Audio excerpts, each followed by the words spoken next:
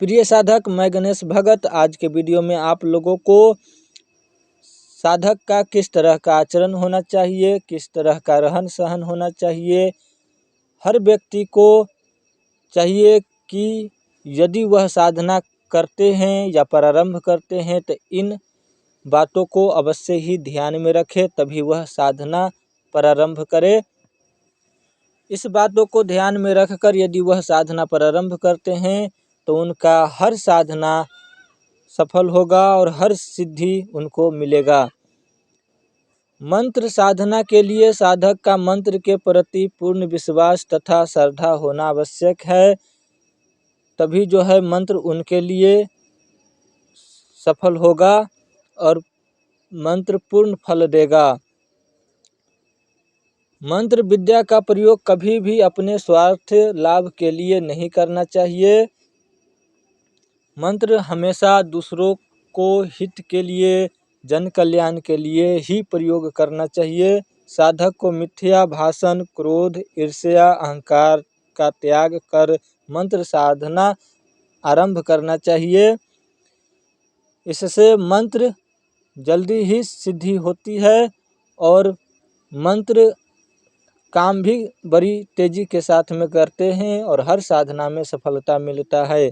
स्नान आदि नित्य कर्मों से निर्वृत्त होकर 3 दिन तक विधि पूर्वक पूजन करना है, फिर 3 रात्रि तक पृथ्वी पर सोना है और इसके बाद ब्रह्मचर्य व्रत का पालन करते हुए मंत्र साधना प्रारंभ करना चाहिए।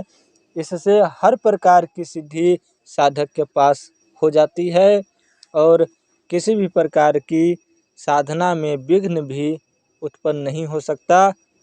यदि आप ब्रह्मचर्य नियम का पालन करके साधना करते हैं तो किसी भी प्रकार की साधना में खतरा भी नहीं होता है। अंधविश्वासी, संकाल, दुराचारी, अहंकारी, मिथ्यावादी, मूर्ख तथा अपवित्र व्यक्तियों के लिए विद्या फलदायी नहीं होता है। ऐसे व्यक्तियों को विद्या नहीं सिखाए तो ही अच्छा है। यदि ऐसे व्यक्ति विद्या को ग्रहण करते हैं और विद्या सीखने के बाद विद्या उनके लिए काम नहीं करता तो वो लोग विद्या को अपमान करते हैं, तो उनका सजा उन्हें भुगतना पड़ता है।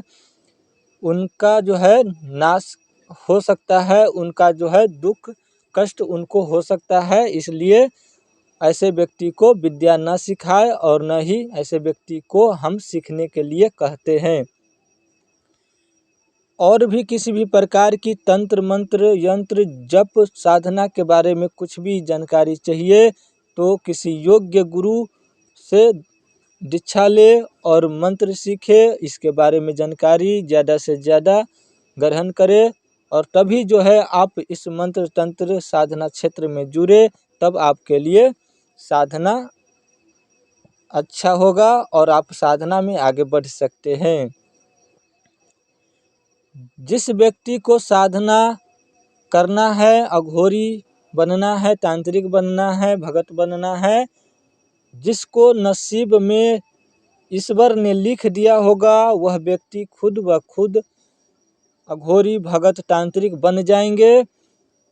उनको किसी भी हाल में कैसे भी करके उनको बनना है, क्योंकि उन्हें ईश्वर के द्वारा ही पहले से ही चुन लिया गया रहता है। तो उनको किसी भी तरह से इसी क्षेत्र में आना है तो आना है, चाहे वह पहले कभी क्यों न कहा हो कि हमें जो है इन चीज़ों में नहीं आना है, लेकिन भगवान उसे चुना होगा तो उन्हें इस क्षेत्र में किसी भी वजह से आना पड़े लेकिन आना होगा और भगवान का पूजा पाठ करना होगा। यदि भगवान उसे चुने होंगे तो ही आएंगे, नहीं तो नहीं आएंगे। और ऐसे में उनको गुरु भी अपने आप ही मिल जाता है, जैसे हमें मिला अपने आप ही गुरु हमारे पास आकर के हमें सिखा भी गए, लेकिन हमें गुरु को ढूंढना पड़ा। उस तरह से आपको भी गुरु को ढूंढना होगा और गुरु आपको खुद ब खुद आपको योग्य गुरु मिल जाएंगे। आपके जिस तरह से आपको योग्य गुरु लगे वैसा गुरु आपको खुद ब खुद मिल जाएंगे और आप तंत्र क्षेत्र में या साधना क्षेत्र में आगे बढ़ पाएंगे।